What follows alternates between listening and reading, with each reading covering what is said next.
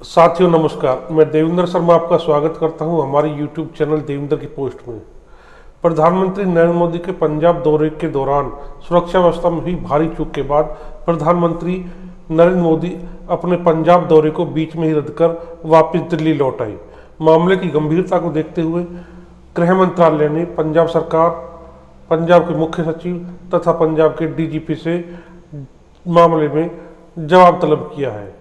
वहीं बठिंडा एयरपोर्ट पहुंचने पर प्रधानमंत्री नरेंद्र मोदी ने पंजाब सरकार के अधिकारी से कहा कि मैं जिंदा एयरपोर्ट पहुंच सका, इसके लिए अपने मुख्यमंत्री को मेरा धन्यवाद कहिएगा। जानकारी मिल रही है कि पंजाब सरकार ने मामले में फरीदकोट और फिरोजपुर के SSP को निलंबित कर दिया है। पंजाब सरकार मामले में किसी भी तरह की लापरवाही तथा साजिश की बात से इनकार कर रही है। वहीं भारतीय जनता पार्टी प्रधानमंत्री की सुरक्षा में हुई चूक के मामले पर कांग्रेस पार्टी पर हमलावर है।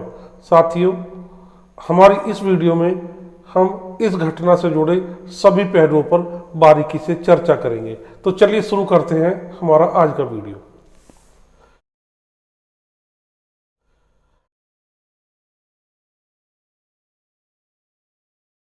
दरअसल साथियों, प्रधानमंत्री नरेंद्र मोदी को बुधवार को पंजाब के फिरोजपुर में एक रैली को संबोधित करना था। वह सुबह बठिंडा एयरपोर्ट पहुंचे, जहां से उन्हें एक हेलीकॉप्टर से रैली स्थल पर पहुंचना था, लेकिन मौसम खराबी के कारण हेलीकॉप्टर का प्रयोग किया जाना संभव नहीं था।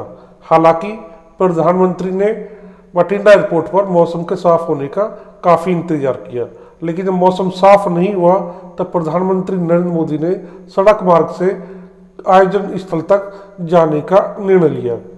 प्रधानमंत्री की सुरक्षा में तैनात SPG के द्वारा उन्हें बताया गया कि बठिंडा एयरपोर्ट से हुसैनवाली, जहां पर एक रैली आयोजन की जा रही थी, तक पहुंचने में लगभग 2 घंटे लगेंगे। लेकिन प्रधानमंत्री नरेंद्र मोदी ने रैली स्थल पर जाने के लिए सड़क मार्ग को चुनने का निर्णय लिया।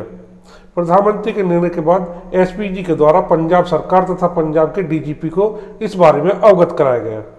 पंजाब के DGP के द्वारा प्रधानमंत्री के काफिले के लिए एक सड़क मार्ग को चुना गया तथा आश्वासन दिया गया कि यह सड़क मार्ग प्रधानमंत्री के यात्रा के लिए सुरक्षित है।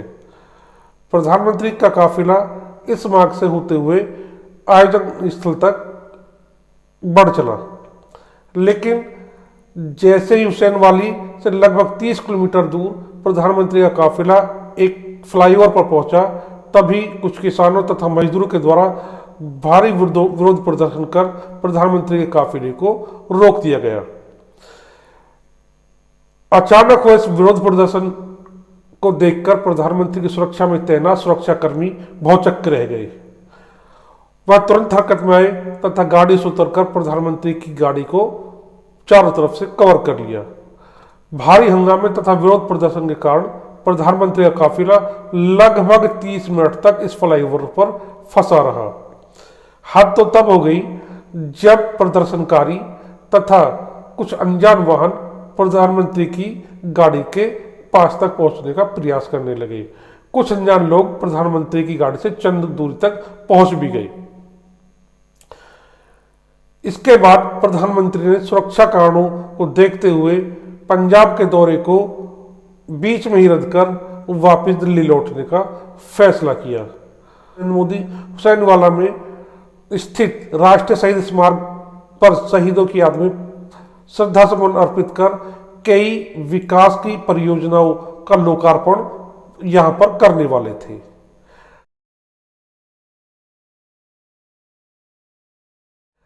घटना को दुर्भाग्यपूर्ण बताते हुए भारतीय जनता पार्टी के राष्ट्रीय अध्यक्ष JP नड्डा ने ट्वीट कर घटना को निंदनीय तथा शर्मनाक बताया।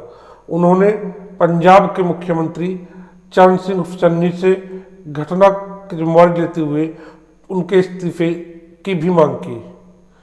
इसके बाद JP नड्डा ने एक के बाद एक कई ट्वीट कर कांग्रेस तथा पंजाब सरकार पर हमले किए।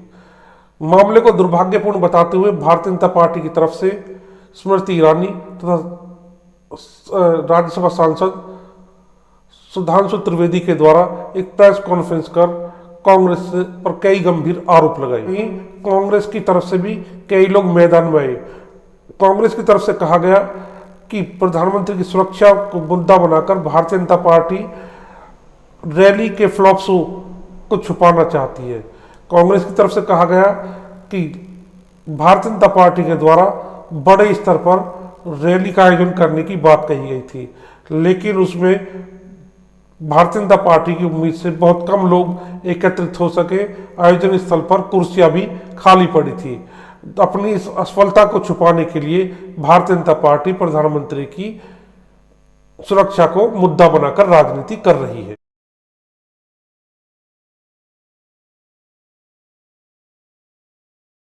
साथियों, जब किसी राज्य में राष्ट्रपति या प्रधानमंत्री जैसे अति विशिष्ट व्यक्ति का दौरा होता है, तो ऐसी स्थिति में राज्य सरकार की ओर से एक वैकल्पिक मार्ग की भी व्यवस्था की जाती है, जिससे यदि प्रस्तावित मार्ग पर कोई व्यवधान उत्पन्न हो जाए तो वैकल्पिक मार्ग का इस्तेमाल किया जा सके। तो सवाल उठता है, क्या पंजाब सरकार को प्रधानमंत्री के दौरे की सूचना नहीं थी?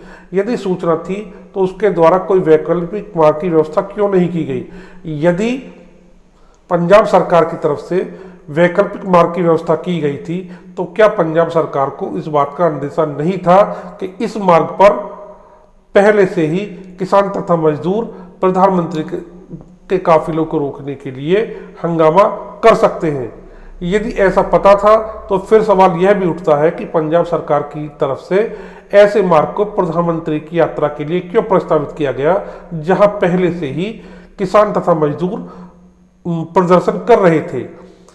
यदि पंजाब सरकार अपने बचाव में कहती है कि किसान मजदूरों के द्वारा यह प्रदर्शन बाद में आयोजित किया गया, तो सवाल और भी बड़ा खड़ा होता है कि जिस पंजाब पुलिस को केवल और केवल प्रधानमंत्री के दौरे की सूचना थी, वह सूचना किसान तथा मजदूरों तक कैसे पहुंच गई? सवाल यह भी उठता है, क्या पंजाब सरकार का इंटेलिजेंस विभाग इतना कमजोर है कि वह यह पता नहीं लगा सका कि किसान तथा मजदूर उस मार्ग पर प्रदर्शन करने वाले हैं जिस मार्ग से प्रधानमंत्री का काफिला होकर गुजरेगा? साथियों, जिस तरह से प्रधानमंत्री की सुरक्षा व्यवस्था में चूक हुई है, यह भारतीय इतिहास में पहला अवसर है जब किसी प्रधानमंत्री की सुरक्षा व्यवस्था में इतनी बड़ी चूक हुई हो। तो ऐसे में यह तो कहा ही जा सकता है कि प्रधानमंत्री की सुरक्षा व्यवस्था में पंजाब सरकार की तरफ से लापरवाही हुई है। हालांकि इसमें साजिश से भी इनकार नहीं किया जा सकता। प्रधानमंत्री की सुरक्षा में तैनात एसपीजी के द्वारा केवल और केवल पंजाब के डीजीपी को इस बात की सूचना दी गई थी कि प्रधानमंत्री वायु मार्ग की जगह सड़क मार्ग से रैली स्थल तक जाएंगे। फिर यह सूचना उन किसानों तक कैसे पहुंच गई जिन्होंने व्यवधान उत्पन्न कर प्रधानमंत्री के काफिले को रोका तथा प्रधानमंत्री की सुरक्षा व्यवस्था के लिए खतरा उत्पन्न हो गया। दरअसल जम्मू कश्मीर से धारा 370 हटाए जाने के बाद हमारा पड़ोसी पाकिस्तान देश जम्मू कश्मीर में अपनी आतंकपरस्त हरकतों को उस तरह से अंजाम नहीं दे पा रहा है जिस तरह से वह अभी तक अपनी हरकतों को अंजाम देता रहा है। सुरक्षा बलों की सक्रियता तथा सरकार की कठोर नीति के कारण जम्मू कश्मीर में पाकिस्तान की आतंकपरस्त नीतियों पर लगभग पानी फिरता दिखाई दे रहा है। ऐसे में पाकिस्तान जम्मू कश्मीर में आतंकवादी घटनाओं को पंजाब में शिफ्ट करना चाहता है। इस बात का उदाहरण हमें पिछले कुछ महीनों में या कहीं पिछले साल कुछ सालों में दिखाई दे रहे हैं।